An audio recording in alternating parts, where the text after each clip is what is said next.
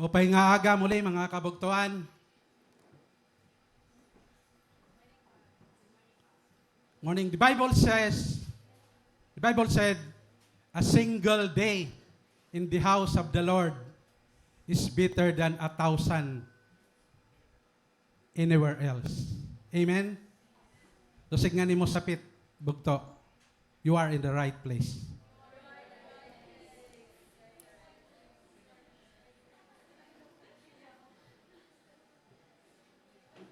Psalms 80:14, di ba? Okay, let's continue our unfinished sermon. Last Sunday,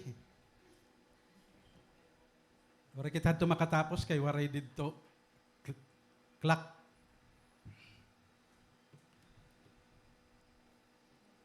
I can title the message, A Message of Hope. Once again, let us read 1 Thessalonians chapter 4, verses 13 to 18. Okay, 1 Thessalonians chapter 4, verses 13 to 18. We will be reading from the New International Version. Kaya na kamo? Let's read.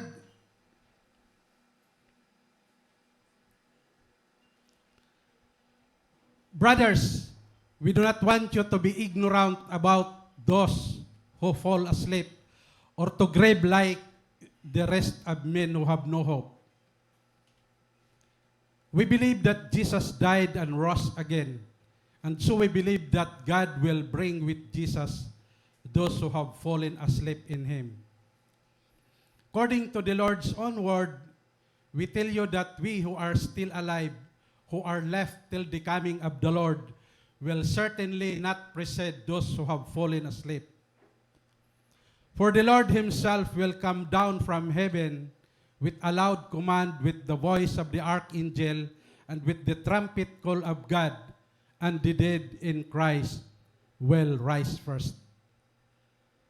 After that, we who are still alive and are left will be caught up together with them in the clouds to meet the Lord in the air. And so we will be with the Lord forever. Last verse. Therefore, encourage each other with these words. Father, we're so thankful today. Ginoo nga muli, you will continue to speak to your people through your word. I pray that you will continue to speak to us, Lord. Reveal to us more secret of your word so that we can prepare to live the life you ought us to be, Panginoon. Continue to speak to our hearts, Lord, as we read it, to receive whatever revelation, whatever impartation you have in us. Thank you. We bless you. We honor you. Lord, we welcome you in this place. Thank you in Jesus' name. Amen and amen. Kaya naton mensahe, naton message yan na, a message of hope. Ang mensahehan paglaom. Hope is to wish and expect for things good in the future. That's hope. Di ba? Tama itong paglaom. To wish and expect for things good in the future. For example, promotions. Di ba? Salary increase. Sa ito niyoging kakaruyag, di ba? Mga trabaho. Success in business. Di ba? To finish your studies. Ano pa? To have a good job. Have a Christian partner. Di ba? Di ba ito ni mo we wish nga magkamayada kahan Christian partner? To travel abroad.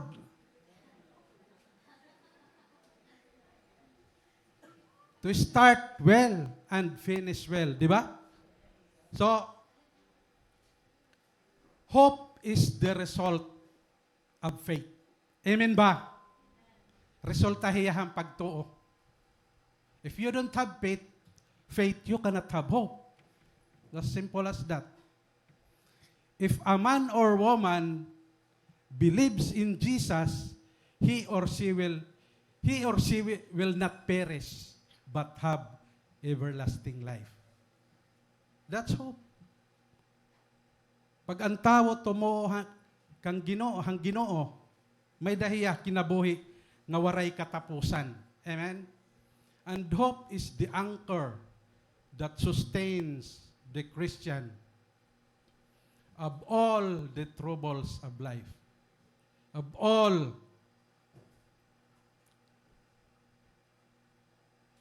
the storms of life. Mga kabugtuan, what would life be without it? What would life be without hope?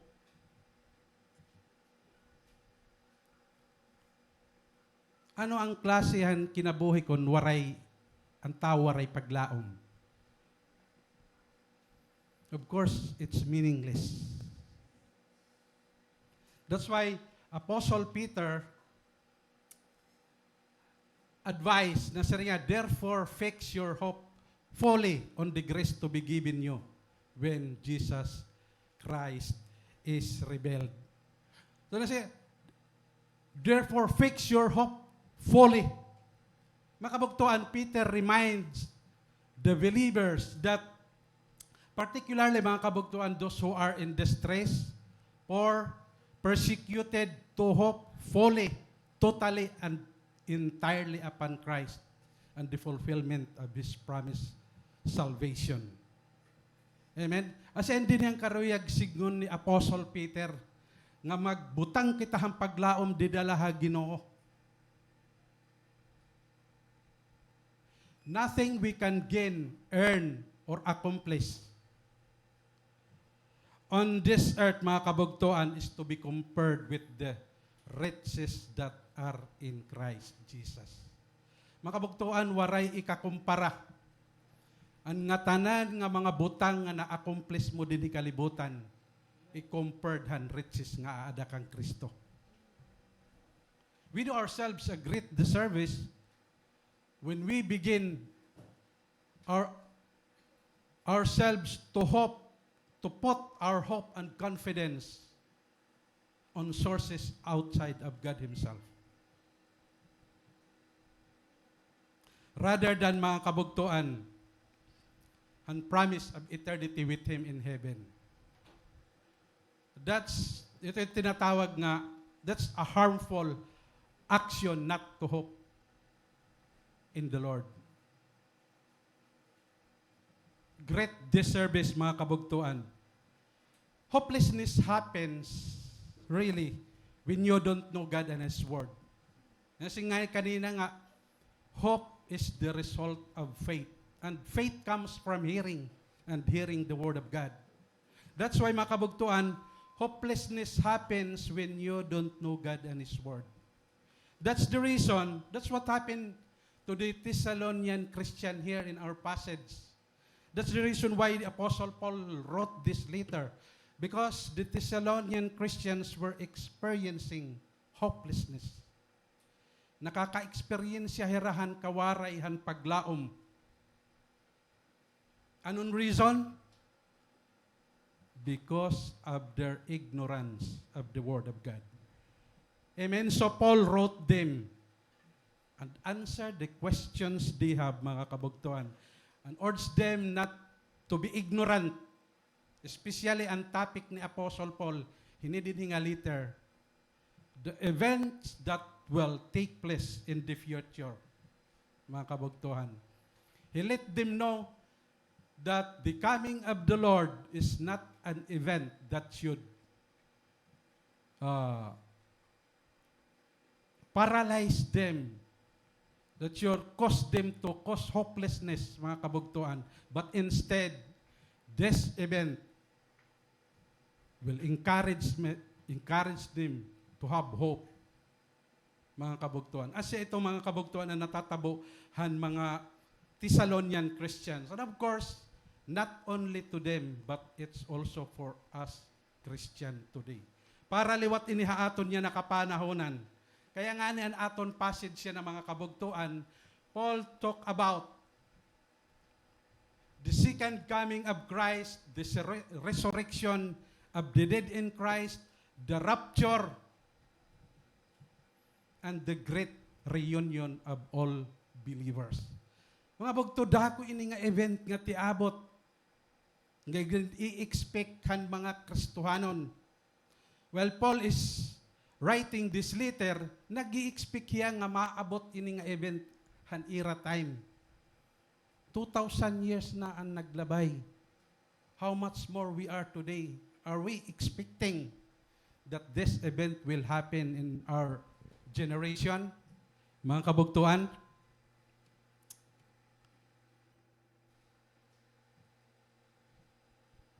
the second coming of Christ, are you not excited for the coming of the Lord? He will come the second time for His people. Take note that the Lord will come for His people. And last naton nga Sunday, the promise of Christ coming is certain because He was raised from the dead. Di ba? Amo ito. The promise of Christ coming is certain because He was raised from the dead. Because Jesus rose from the dead and went to heaven, of course, sigurado ang iya pagbalik. If Christ had not risen, siyempre wari may mabalik. But Christ had risen, His coming is certain. And number 2, the promise of Christ coming is certain because we have His direct word on it.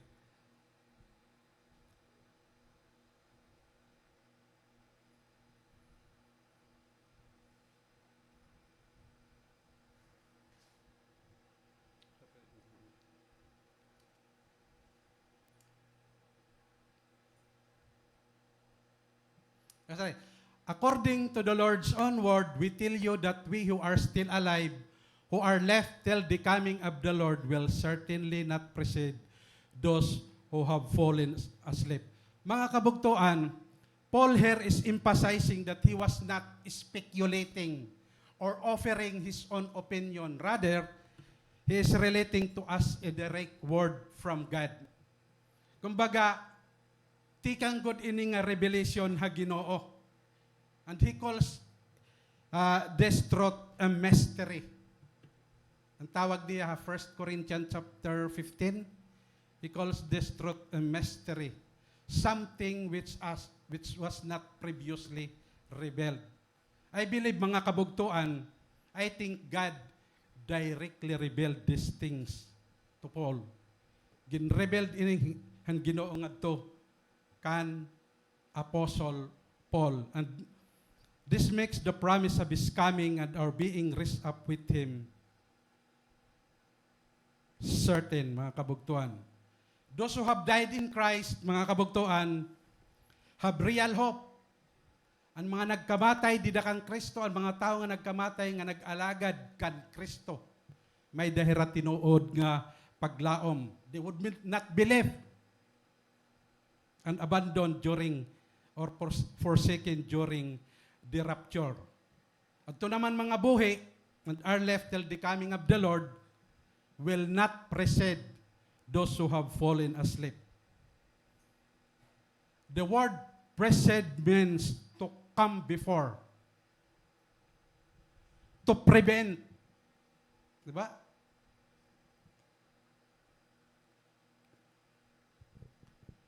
Mauna or manguna.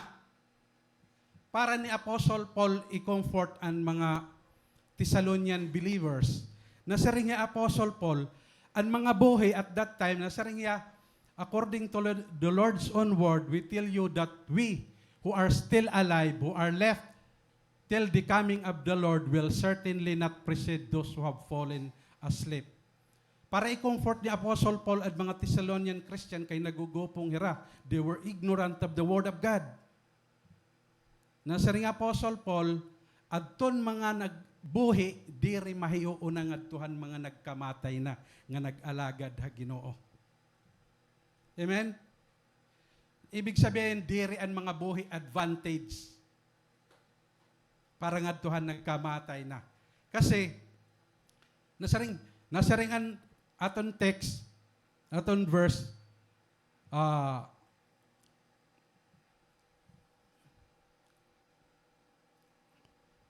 according to the Lord's own word, we tell you that we who are still alive, who are left till the coming of the Lord, will certainly not precede. Diri hira mauuna. Ang mga nagkamatay na, nganhin buhi pa, of course, ang mga nagkamatay will be resurrected to life again. Diri ang mga buhi pa maiuuna hadto nagkamatay na. That's what Paul is saying here. Ang rapture, mga kabugtuan, sabay-sabay hiya. No time zone. Sabay-sabay. Nga tanan nga mga born again will be included. Amen? All believers, ang ibig sabihin ni Apostle Paul Hidididi, during this time, the dead in Christ will be resurrected to life again. Grabe mga kabugtuan ang may tatabo during this time. Of course, the living will not test death during the rapture of the church. If you have been born again,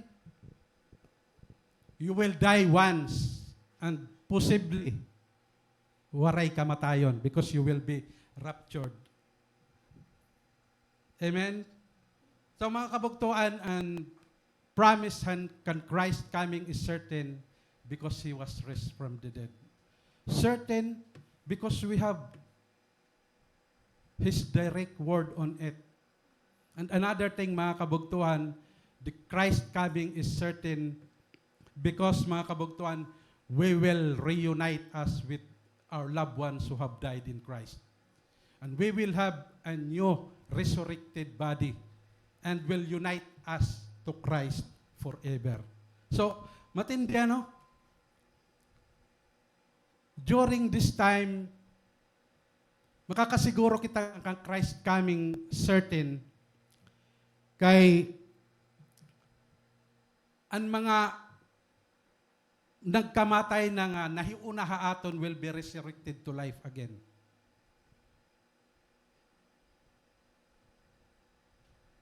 We will receive a new resurrected body and will unite us to Christ forever.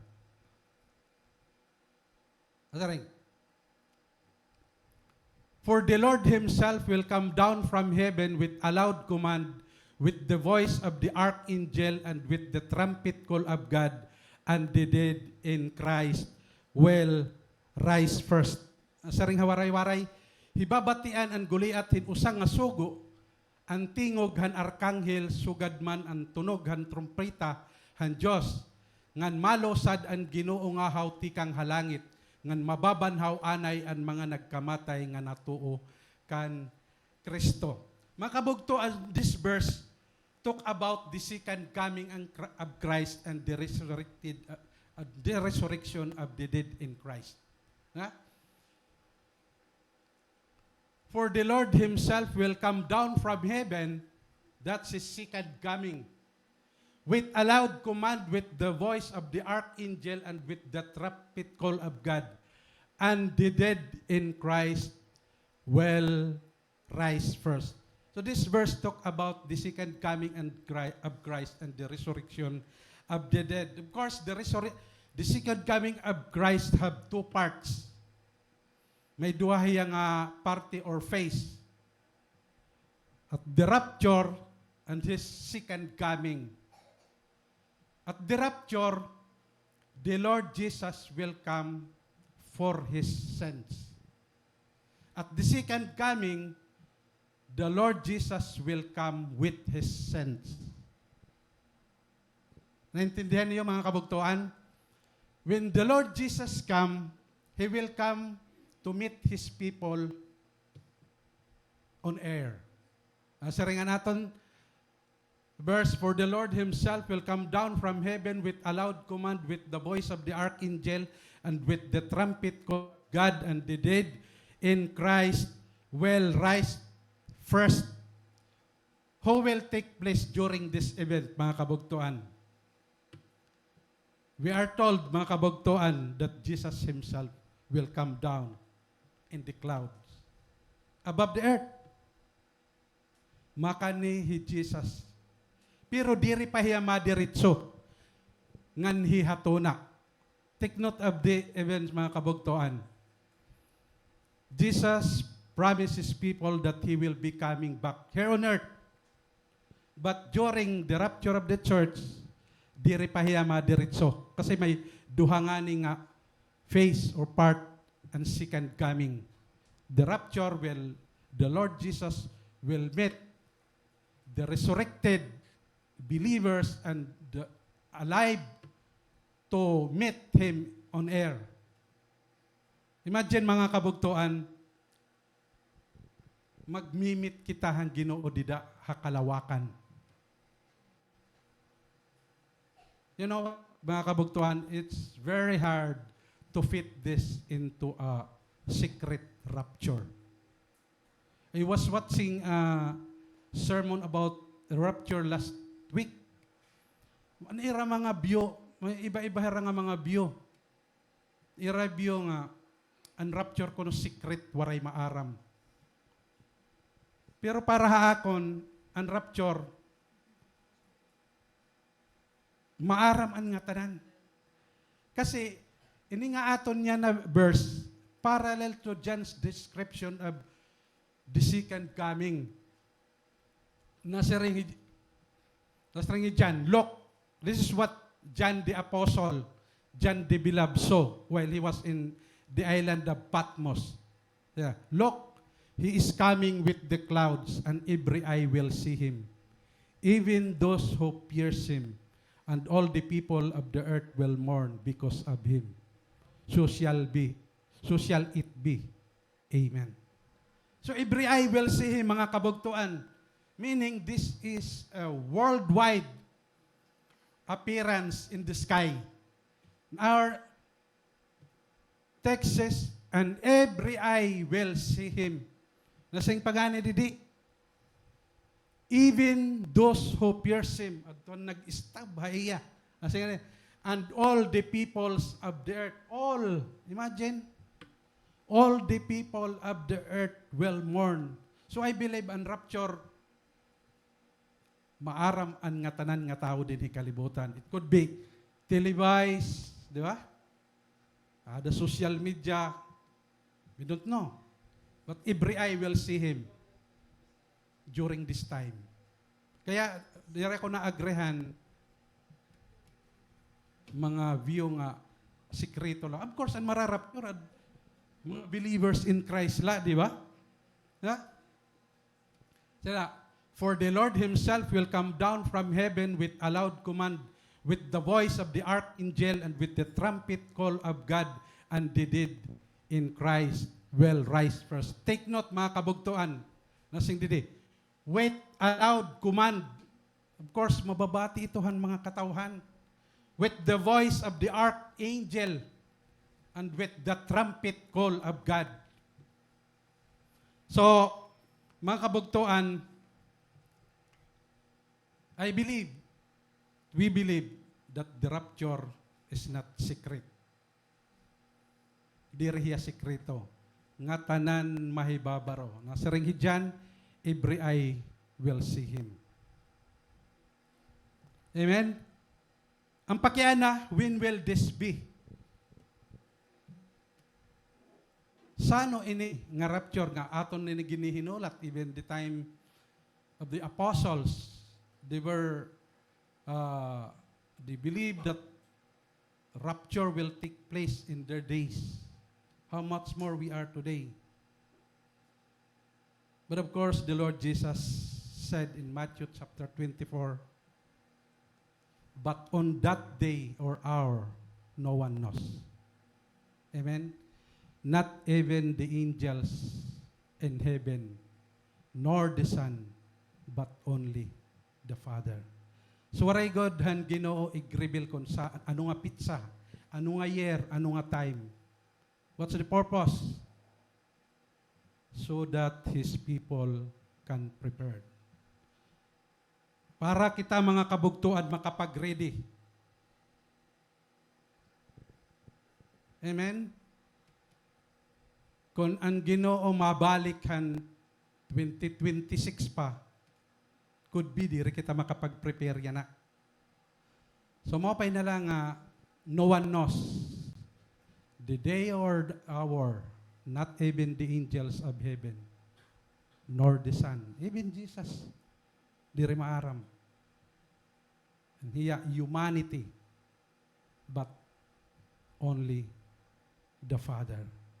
So, it means, mga kabugtuan, nga we really have to prepare every day ang aton kinabuhi. Di kita maaram kung sa ano, may usapangahin, what will it be? Ano ito nga mga, nag-aano ang mga tao hito di nga kapanahonan. Ito nga generation, nag-aano ang mga tao when that event took place. Nasa ring ni Jesus. Just it was in the days of Noah, so also will be in the days of the Son of Man. People were eating, drinking, marrying, and giving in marriage up to the day Noah entered the ark. Then the flood came and destroyed them all. It was the same in the days of Lot. People were eating and drinking, buying and selling, planting and building. But the day Lot left Sodom, fire and sulfur rained down from heaven and destroyed them all. Meaning, mga kabugtuan, ang ginagawa ng mga tao during this time, pareho lang gihapon han gimbubuhat ang panahon ni Noah, panahon ni Lot. Panahon naton yan na, mga kabugtuan. Waray ang tao kaalam-alam that rapture is going to take place. Anytime, any moment. Rapture will take place. Maybe today, maybe tonight, maybe tomorrow, next week, next month. We don't know. We only have, mga kabugtuan, to be prepared para sigurado, mga kabugtuan, an aton secure. Mga kabugtuan, nasa ringhi Paul to Timothy nasa ringhiya. Paul writing to Timothy nasa ringhiya. Mark this. There will be terrible times in the last days. People will be lovers of themselves, lovers of money, boastful, proud, abusive, disobedient to their parents, ungrateful, unholy, without love, unforgiving, slanderous, self-control, brutal, not lovers of good, treacherous, rash, conceited, lovers of pleasure rather than lovers of God, having a form of godliness but denying its power, have nothing to do with such people. Mga kabugtuan, this is happening to us right now. Our world is full of corruption, magulo. Dirila ang naguhulat kita, nakikita naton ang mga typhoons, mga calamities, famines. Dirila. Ito si Apostle Paul, ang panahon naton niya na terrible times na. Di ba? People will be lovers of themselves, lovers of money. Sugad ito mga kabugtuan ang nangyayari. Like the days of Noah, like the days of Lot, people are eating, drinking, marrying, giving in marriage until Noah entered the ark. Just like the same also with Lot, in the time of Lot. Mga kabugtuan, Bro, the way things are happening now, nag-remind dita aton nga dapat permi kita andam. Ayaw bugto pagpakampanti. Siguro di mo kinabuhi, maupay di mo kabutang yan na, may da ka maupay nga trabaho, may da ka maupay nga sweldo, yet ayaw pagtapod ito nga mga mabutang. We'll continue to hope on the Lord. Kasi everything that we have right now, babayaan ito naton. Di ba?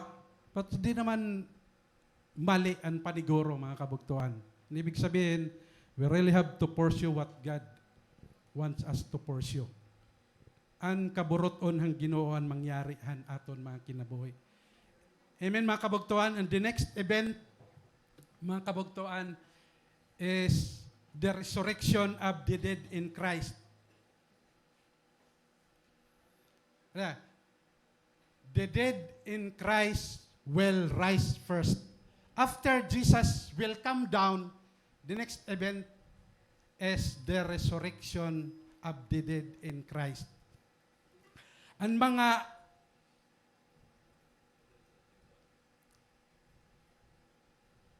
nagkamatay, the dead in Christ, from the time of Jesus, nagkamatay na hira. Like for example, hira Apostle Paul, hira Peter, ang mga early Christians, at mga faithful nga nag-alagad ha Ginoo, by this time, they will be resurrected to life again and will receive a new resurrected body. May dana iba nga body, hinidini nga resurrection. This is not the body anymore that we have during the resurrection period. It will be immortal, it will be imperishable, glorified bodies. A bodies that can pass through walls. Imagine a bodies that is not bound by time and space.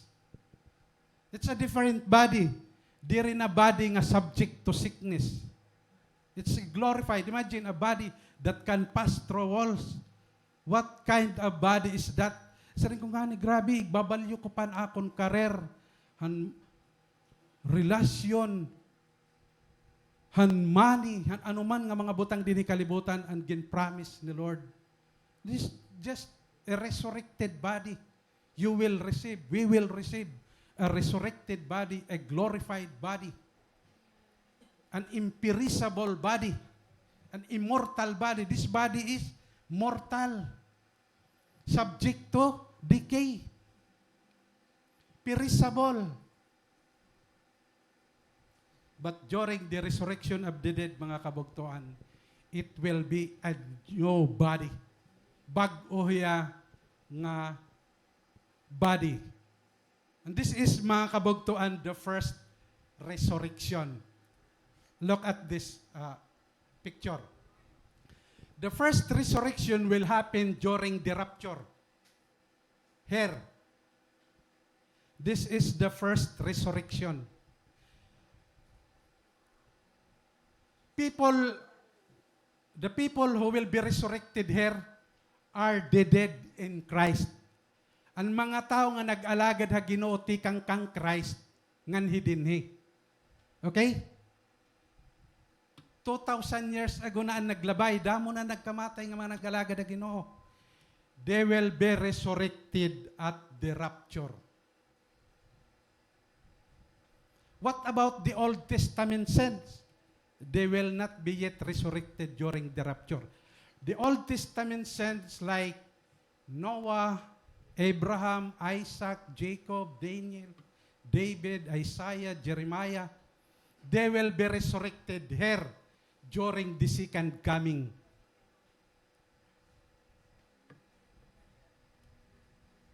May da kasi tulong nga resurrection.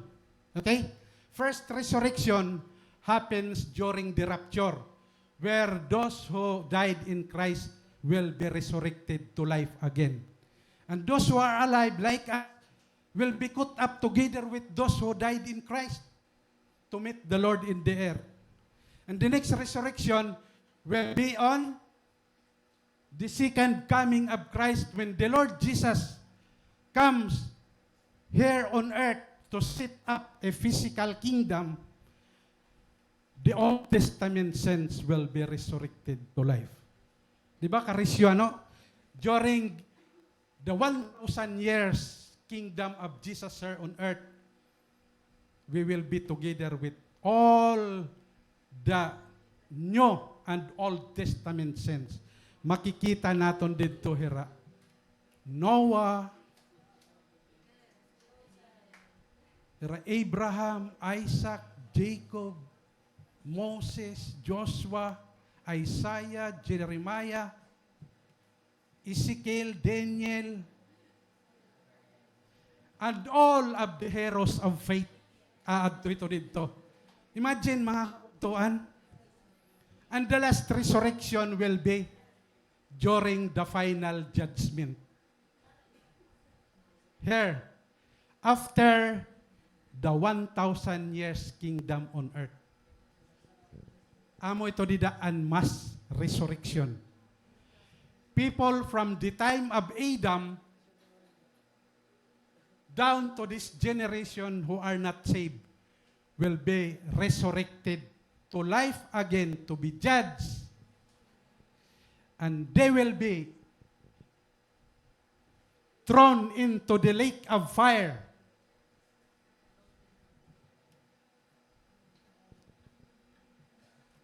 Take note that there will be 3 resurrection. Ang aton niya na is the first resurrection. First resurrection, those who died in Christ. Meaning, adton mga tao nga nag-alagad kang Kristo from the time of Jesus up to the time of the rapture will be resurrected to life. Nasa ringan aton verse.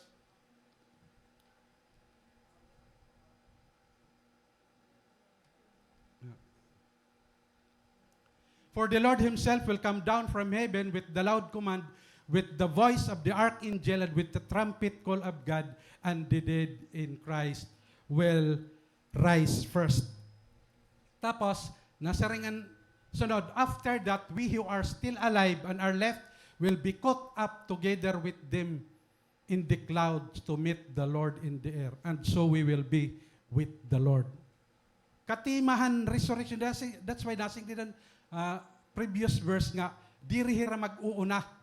Pag-abot nga din verse 17, we who are still alive and are left will be caught up together with them in the clouds to meet the Lord in the air. Ano waray-waray?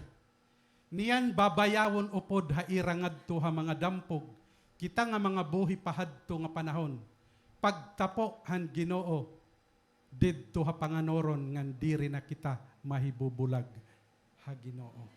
Wow, grabe mga kabugtuan, ano?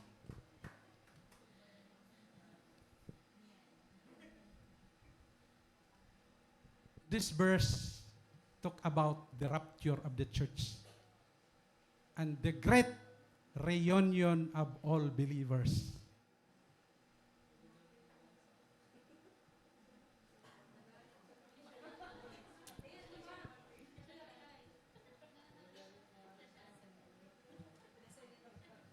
The word rapture translates the Latin word rapto or raptos and comes from the Greek word harpazo. Ano ba itong Greek word han rapture? Harpazo. The phrase translated caught up literally means to seize, to claim for oneself, to snatch out, to snatch away, mga kabugtuan. Meaning, to take, that's rapture, to take, or take up, or pick up, or get, or catch up. Ibig sabihin, kunin, agawin, sa Tagalog. Diba? Sunggaban. So, ang rapture talaga mabilis.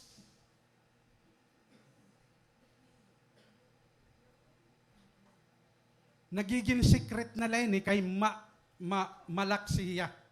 Amen.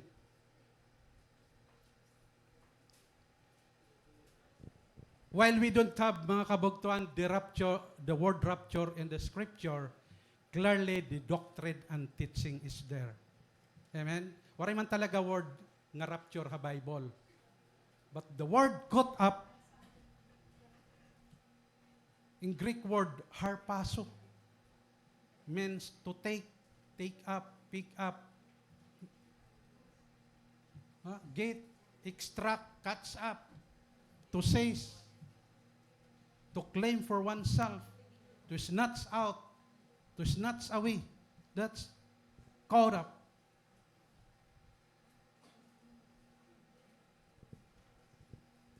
That's the rapture, mga kabugtuan. Again, we don't know when. Maybe today, tomorrow, tonight, di rin kita maaram. Ang iba kasi mga kabugtuan, waray na hira makahulat. Sing iba, waray pa man ini nga rapture. Bumalik hira libutan. Damo, mga kabugtuan, ang suga din eh. Waray hira makagulat, waray hira makagpigil. Ang ira, nangangamoy, ang ira mga worldly. Balik lagi hapon hirangad to. But with the rapture take place, they will be left here on earth. Maaram na kita mga kabugtuan kung ano matatabo after the rapture. We are a pre-trib believers. Di ba? Na-agree ka mo, pre-trib kita? After the rapture of the church, what's next? The 7 years great tribulation. Mga kabugtuan, if you want to know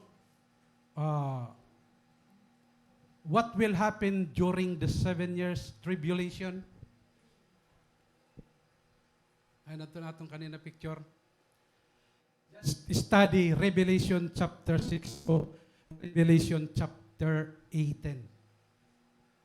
Amo ito ang scenario during the rapture. Ang tawag nga ni Dida, Great Tribulation. Matindi mga kabugtuan. Adminiyo, of course, makurila pag-aram kay ang iya mga symbolic. Mga symbolic, pero try to understand, mag-research ka mo, may mga mababasa ka mo nga mga paghubad hindi nga. Nakakalungkot mga kabugtuan if you are left during the rapture. Imagine during the rapture an event that the believers will meet Jesus in the air. And those who did not follow Jesus will be left here on earth to experience the 7 years great tribulation period. And it's not easy, 7 years ito mga kabugtuan. Nasamad ka lahan tamtax. Masakit ito kadali, masakit. How much more pito katuig nga kakurian nga maabot din niya kalibutan. Mga kabugtuan, pag nagyuno na ako hini, actually mga kabugtuan, this is the topic talaga nga waray ko kaya hingalimti ng akon pagka-Kristiyano. Because before, di rin man talaga ko nga maaram nga may rapture man ngayon. Ano yung nga rapture? That's why ginapi ko iniya akon Bible study lessons. Para ang mga believers ma-aware at the early age sa iyo Christian life, ma-aware ka na. Kasi ang rapture nga topic, it will encourage us to continue kahit takabilahan kakurihan pag-alaga na Ginoo. Nag-i-inspire dihaton padayon la. Padayon la. Di ba mga kabugtuan? So,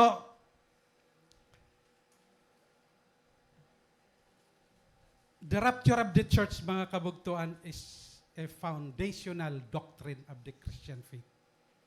Foundational hiniya. If you are a Christian, you should know the rapture and its teaching. Pag Kristohanon ka, dapat maaram kayo ng mga kabugtuan. Sa ring kanina, this will encourage us to continue, to move on. Makapadayon kita pag-alaga na Ginoo. Maroon ka na aton flesh pa man, karoya kalibutan la, di ba? It's only paghayan aton spirit ni karuyag naton dito kan Lord. Ang aton natatabo kasi masyado ang aton dyan na flesh makusog. That's why we are more concerned han mga things of this world. While Apostle encourages his reader to look for things that are above. Nasa ini mga kabugtuhan ang encouragement hining nga message. For the Thessalonian Christians, because of their ignorance of the Word of God, they don't know what were going to take place in that days, where there will be the second coming, the resurrection of the dead, the rapture, and even ang reunion han mga believers. Diri maaram ang mga Thessalonian Christians. That's why they were confused. And that it caused them to have hopelessness. Nalilito hira kung hinon mauuna pag-rapture, uunahon ba mga buhi? O uunahon ang mga patay? Diri ra maaram. That's why Apostle Paul nagsurat lahiyan ni padulong lat diya ngadto kan Timothy at Thessalonica, because during this time Apostle Paul was already in Corinth because of persecution.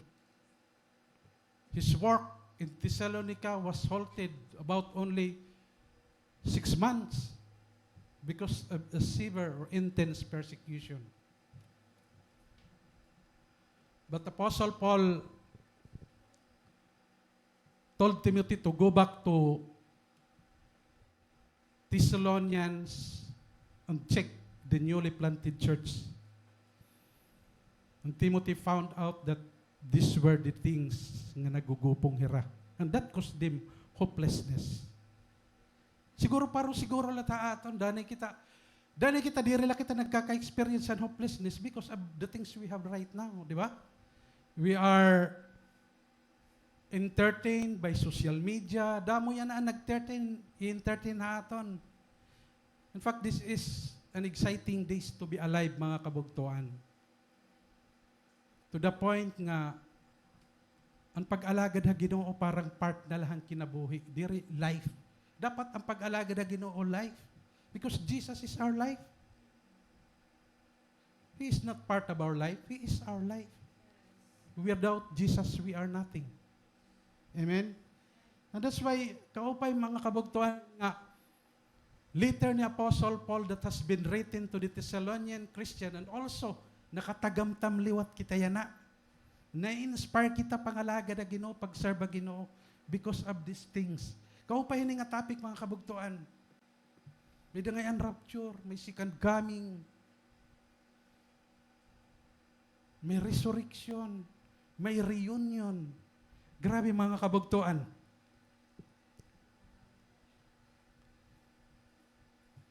Masing Apostle Paul, we will be caught up together with them in the clouds to meet the Lord in the air. And so we will be with the Lord forever. Who are these people Paul referring to? The people Paul referring to here are those who are in Christ. Those people who will partake the rapture. The Apostle Paul mentioned here two groups of people. We and the them. Amen? Who are the we? The we that's which alive and are left will be caught up together with them. Hino and them. Those who died in Christ. These were the people Paul is talking about. In both cases, mga kabugtuan, Paul is referring here to all believers in Christ only. Not the Old Testament saints. Ang mga Old Testaments nga mga saints diri hira kaapi during the rapture. Amen? During the rapture, mga believers in Christ la. Those who have died and those who are alive will be raptured. And mga Old Testament saints, diri pa. Ano sa rin kanina? They will be resurrected at the second coming. To join the people who have been raptured. Because ang mga tao nga na-raptured, they will be coming here on earth to reign with Christ. Grabe ano, na-rapture ka na, mabalik ka pa nga ni kalibutan. Okay lang ito mo? Of course, it's okay kasi it would be a different life story during han aton 1,000 years kingdom on earth. It would be a different story. The Bible said in Revelation chapter 20 that Satan will be caught, will be imprisoned. So during this time, the millennial period, wherein the Lord Jesus will set up His physical, earthly kingdom, waray na manunulay.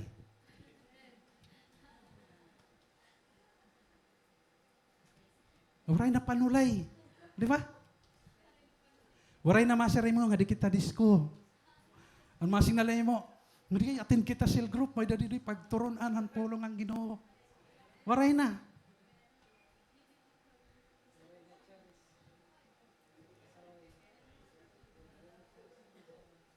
One time, ipipreach ko about millennium.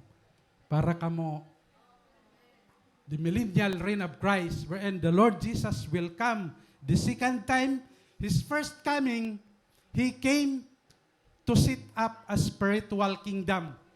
But the second time He will come to set up His physical kingdom. Ang una pagkanin niya, the first coming is secret. He passed through the womb of Mary. Warahiya ka, sabti din ni kalibutan niya, nakan hinangayan hiya. Then He set up a spiritual kingdom. That's why we are citizens of heaven. Ano ito nga heaven? That's a spiritual kingdom.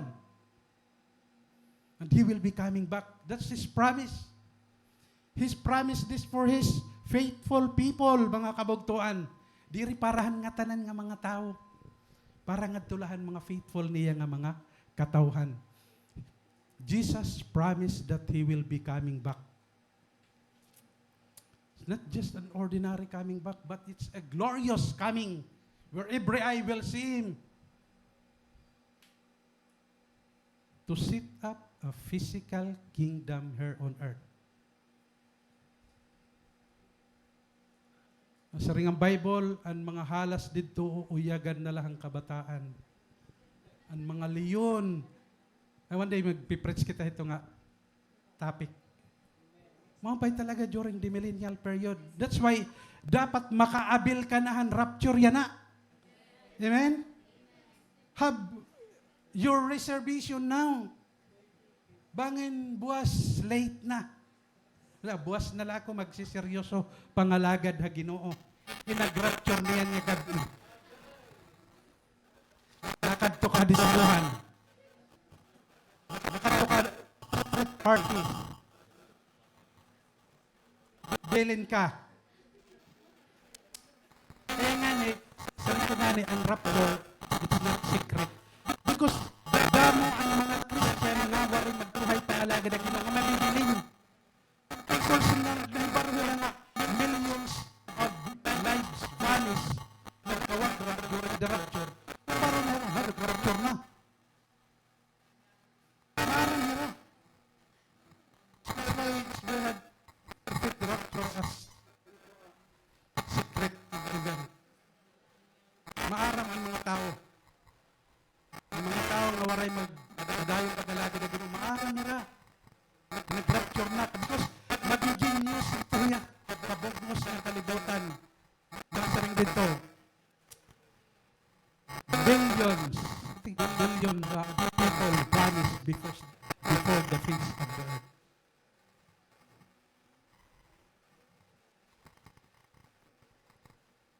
Paano nakakawag ka? Palakpakan natin ang Ginoo. This is what the Lord promised for His people. Ayaw na yung paghingalimti. Kinangalimutan na nato ang mga promise ng Lord. Ningangalimot kita pag alagad na Ginoo consistently, di ba? Ang mga talaga. This passage is a reminder for us today, written about 2,000 years ago.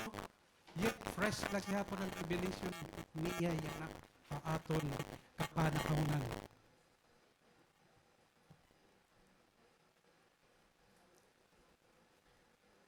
Take note, mga kabugtuan.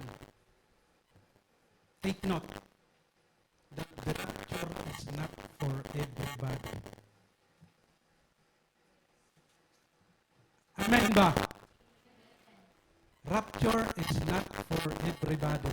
The rapture, mga kabugtuan, is only for those who are in a personal faith relationship with the Lord Jesus Christ. Amen?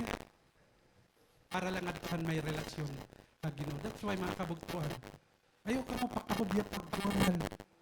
Ang pag-journal kasi, tututbang ka na paano ka makapag-relasyon na Ginoo.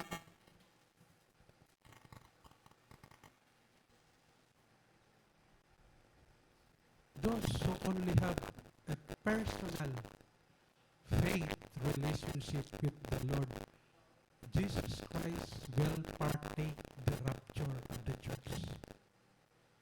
That's His promise. That's why the Bible said, "Be holy, for I am holy." Without holiness, no one will see the Lord. Expect kita, mga kabugtuan, nga madamo pa talaga ang mga tiabot ng mga pangyayari. Di kita maharang kung sano, but we have to be prepared. We have to be ready. Always be ready, mga kabugtuan. Sikanin mo sakit, always be ready.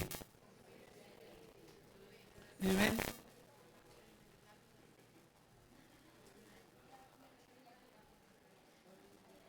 Kasi rin nga din nga, ini nga verse, mga kabugtuan,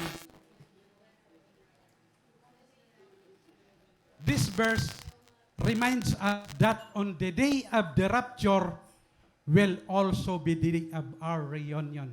And the day. After that, we who are still alive and are left will be caught up together with them in the clouds to meet the Lord in the air. And so we will be with the Lord forever. Our reunion, mga kabugtuan, will be twofold. First, mga kabugtuan, we will meet those who have died in Christ before us. Kumbaga, twofold hiya. Mamimit naton ang mga nagkamatay na nga nag-alagad kan Kristo. Then, anong sunod? We will meet also the Lord. Twofold. Not only we will meet all the living believers and those who died in Christ after the resurrection and will be caught up together with them in the clouds to meet the Lord in the air.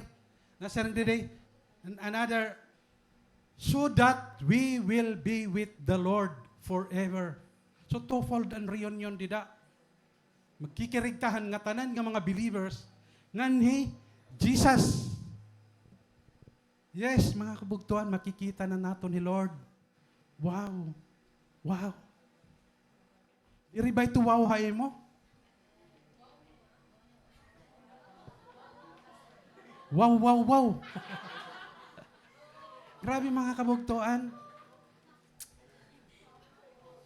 What Paul is saying is that, mga kabugtuan, one day, you and I will either be raised from the dead or raptured. As yan karoy sigun din ni Apostle Paul.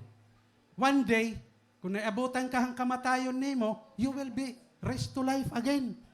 Or if you are alive at that during the rapture, you will be changed in a moment, in a flash, in a twinkling of an eye, at the last trumpet. For the trumpet will sound. You will be raised to life. Duhaan matatabo kaya nga ni pag born again ka, you will die once. Or you will never die. You will be raptured. Na born again na ba ka mo? Tanan, kita daw ni mo sapit ko na born again na tanan. Kay ikakausa ka nala ka mamatay. Or, diri ka mamamatay during the rapture of the church. Because during the rapture of the church, those who were alive will be changed directly from incorruptible body, from corruptible body to incorruptible body, from mortal body into immortal body, to a glorified body. We will be changed. Di ba? Ay, Apostle Paul. Ala, may pangayaan kita. Man, we will meet those who have gone before us in death and we will meet the Lord. Nasa ring Apostle Paul, listen, I tell you a mystery. Yeah. We will not all asleep, but we will all be changed. In a flash, in a twinkling of an eye, at the last trumpet, for the trumpet will sound. Nasa rin, the dead will be raised imperishable, and we will be changed.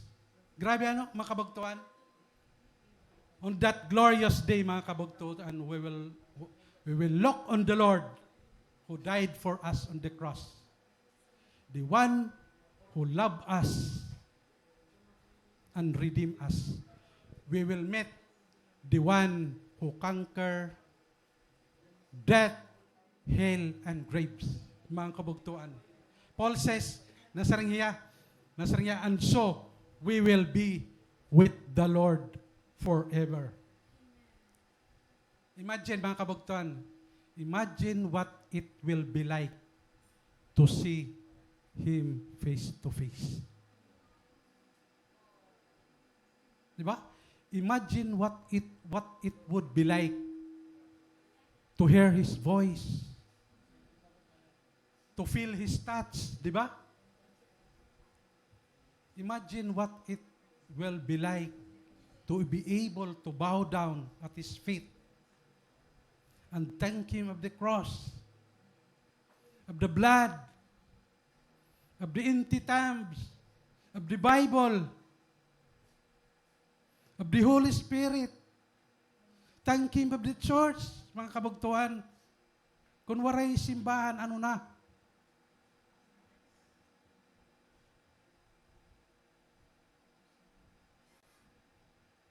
The gift of life, His presence, and all countless other great things He does for us. Imagine mga kabugtuan ang ginhuhulatan mga tao. In fact, natanan man talaga tao nagulong for God. This time, mamimit na ang Diyos. Di rin nato nakikita because He is Spirit. This time, we will meet the Lord. Amen? Di rin ba ito na i-excite ka mga kabugtuan? It will be wonderful, mga kabugtuan, to be reunited with our loved ones, with all the saints, past and present, mga kabugtuan. All the heroes of faith is there. All those who faithfully follow Christ was there. Mga kabugtuan, this is a great reunion. A time to be treasured, mga kabugtuan.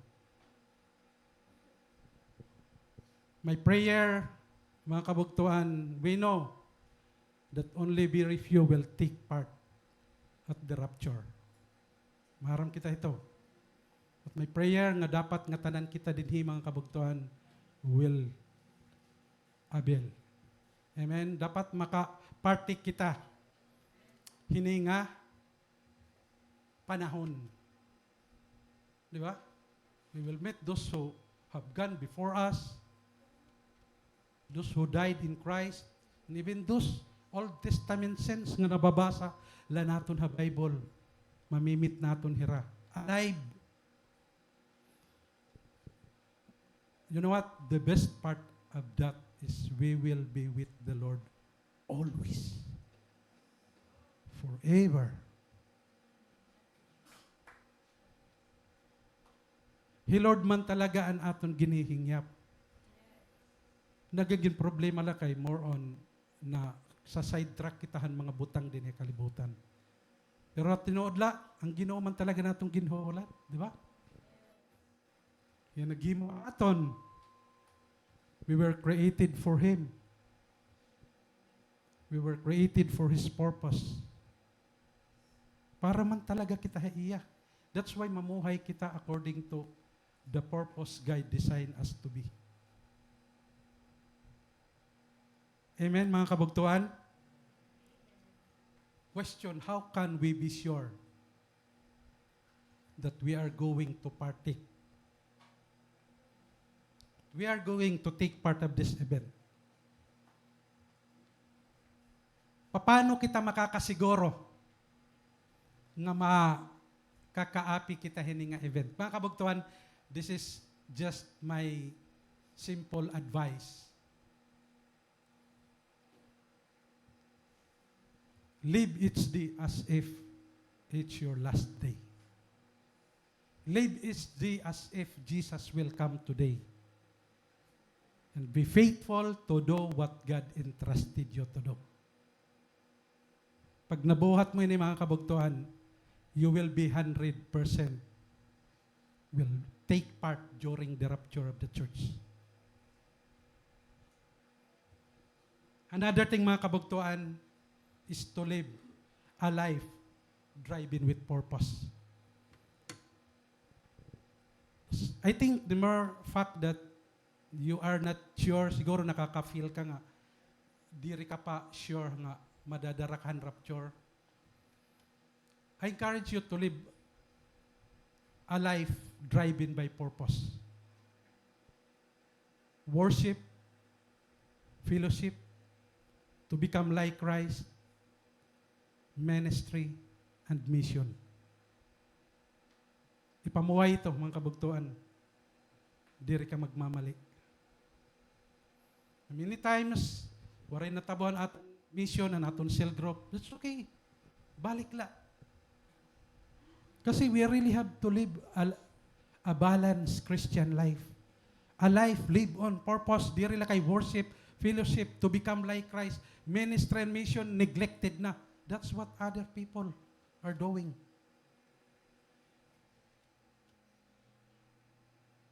Live a purpose-driven living. Live each day as if it's your last day. When you know that this day is your last day, of course you have to prepare. Di ba? You will live a holy life. Di ba? Makaong kahali mo karuyag kaonon. Kay last day mo na. Bahin ka siguro magbinasa ng Bible. Bahin siguro mag-inampo ka na last day ko na yan na. Di ba? Ang problema ito kay parang di pagada ko hini. Nakampante. Kasi nga ni, actually this is really my principle. Live each day as if it's your last day. Live each day as if Jesus will come today. Di ba?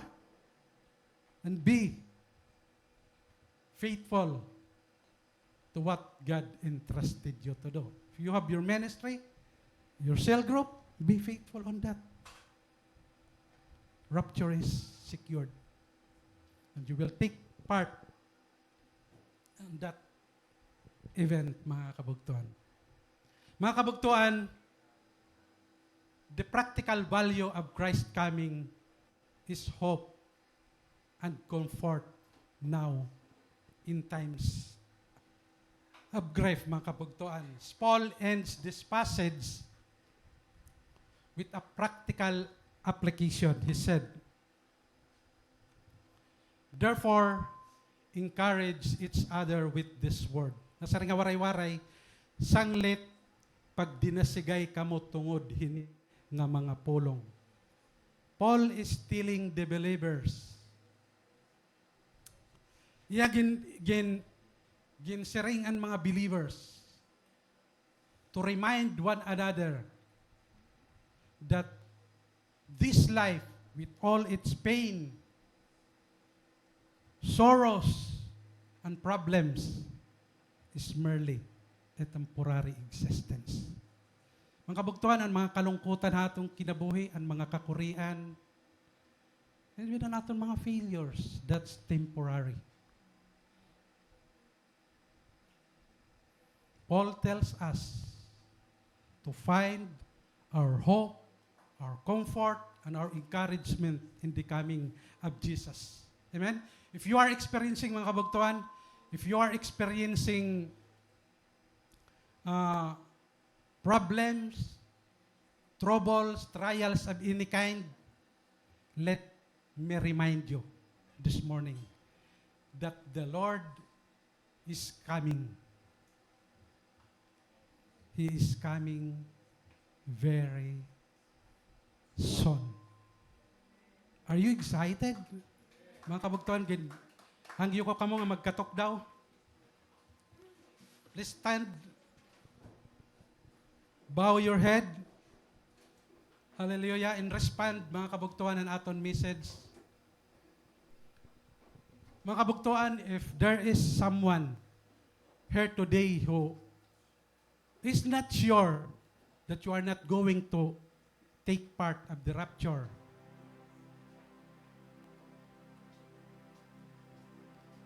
may dabaan, hidin mga kabugtuan nga diri pa sigurado nga ma-take part kahan rapture.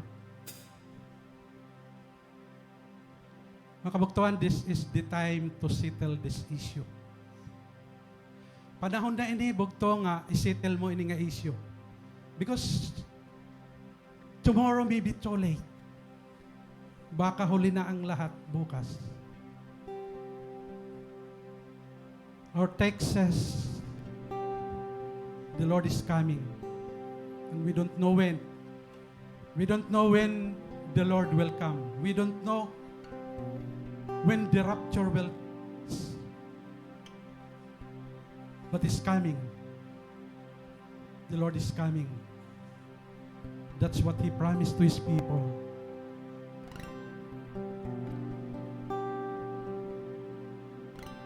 Bukto, before you leave this building today, make it sure. Siguraduha nga ikaw makakaabil ka hining rapture.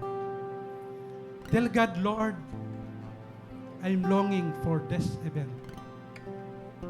Pasaylo ako, Ginoo, ang akon mga pagkampanti, diri paghataghan mga butang nga langit nun nga diri. Number 1 akong kinabuhi.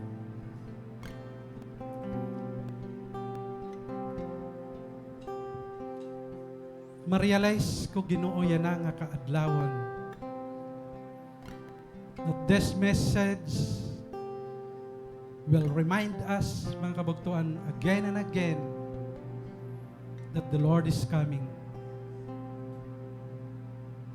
The promise of Christ coming is certain, bugto, because He was raised from the dead. The promise of Christ coming is certain, because we have His direct word on it. The promise of Christ coming is certain, because we will be reunited with our loved ones who died in Christ. We will receive a new resurrected body, and we will meet the Lord forever. Lord, thank you for that promise. May you continue to remind us again and again of these things. The event that will going to take place in the future. Help us, Lord, na magka-prepare kami kanamon mga kalugaringon. Especially han spiritual nga aspect kanamong kinabuhi. Patuloy po kayo, Panginoon, mangusap sa amin mga puso. Kailangan po namin, Panginoon, ang iyong guidance.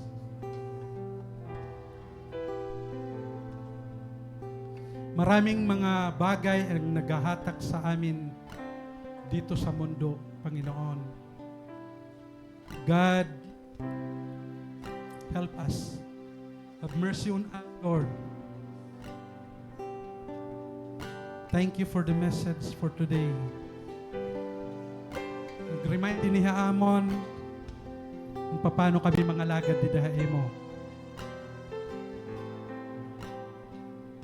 Hallelujah. continue to long for you, God. We're so excited to see you face to face. We're so excited to be reunited, oh God, with our loved ones who have died. It's an exciting day, Panginoon, to experience that you and I will be together forever and ever. Oh, thank you, Lord. Thank you, Jesus.